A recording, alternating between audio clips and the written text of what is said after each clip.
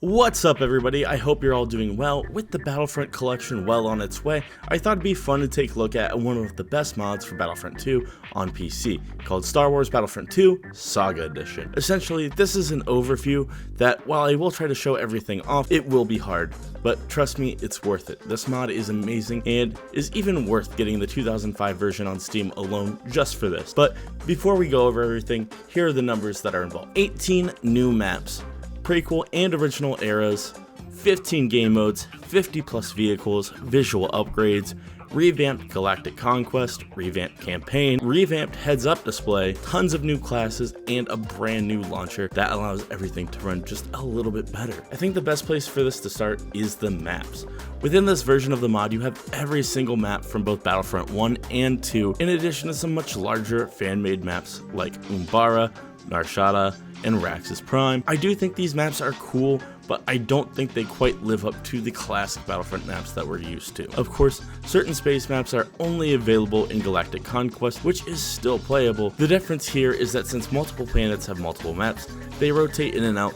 Plus, Renvar and Bespin have both been added to the map as well, which is such a nice addition. You're probably wondering, hey, those maps from Battlefront 1, they had flying vehicles on them, right? And that's true, and I'm glad to say that in this version, they still do. In fact, this mod revamps tons of vehicles and makes them more accurate to the era for both Legends and canon. You can see the Empire has the TIE Defender, in addition to their TIE Interceptor, Bomber, and Fighter, as well as the Imperial Shuttle. The Rebels now have a B-Wing, in addition to their normal X-Wing, Y-Wing, and A-Wing lineup, and the LAT gunship has been replaced with whatever that one is. Almost every single vehicle in this game gets some sort of rework, and I think it keeps the gameplay fresh, even if I do miss some of the changes from before. The biggest fundamental change in this game is to the class system. You of course still have your main four, which is your standard infantry assault unit, your heavy rocket launcher class, your sniper, and your engineer. These classes vary greatly across game modes. Some engineers have mortar launchers and others would have something that's a bit more akin to an Uzi that disperses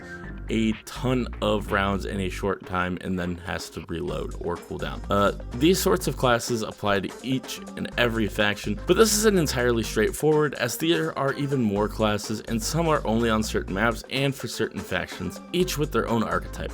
But these include ARC troopers, clone commando units, jetpack troopers, clones assassins, heavy machine gunners, stealth troopers, and commanders. In fact, all of the factions have some sort of commander unit in a lower tier version of that is basically just a much better infantry unit that you get when you get your points as normal and you get to pick up better class. These sorts of classes apply to each and every faction throughout the game, some of my favorites being the Trandoshan Separatists, the Magna Guard, Death Troopers, Dark Troopers, BX Droids, Imperial Guard, and the Rebel Defender. Also, depending on what map you're on, every faction has different outfits as well. Another thing that's reworked across the game is all of the heroes. Now, with so many added, it actually does matter which map and which era is selected in determining which heroes you get, and that also means that Hero Assault is available on every land map as well. They all get added abilities and different animations that make them worth playing and trying, and they all feel just a little unique, and it's such a nice addition. With this, of course, you get Asajj Ventress and Kit Fisto, who are available in the Xbox versions of the game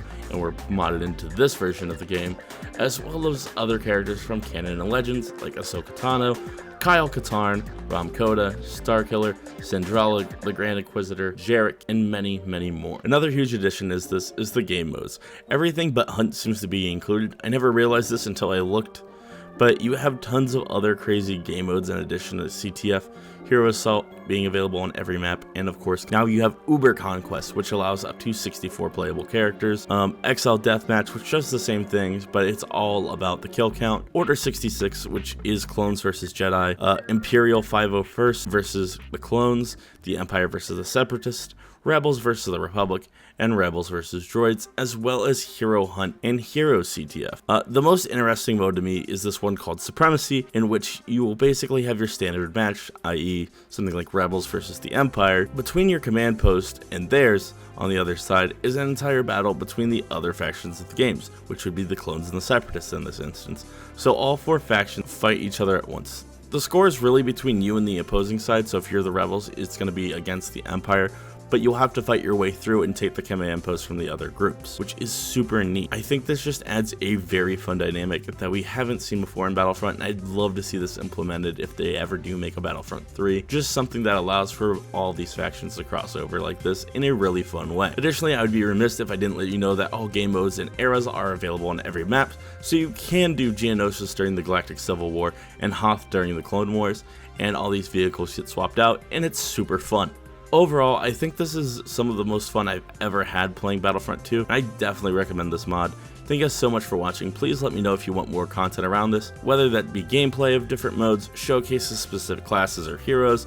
I'm definitely open to it. Please let me know if you have any questions. Thank you guys so much for watching, and I hope you all have a wonderful day. Peace.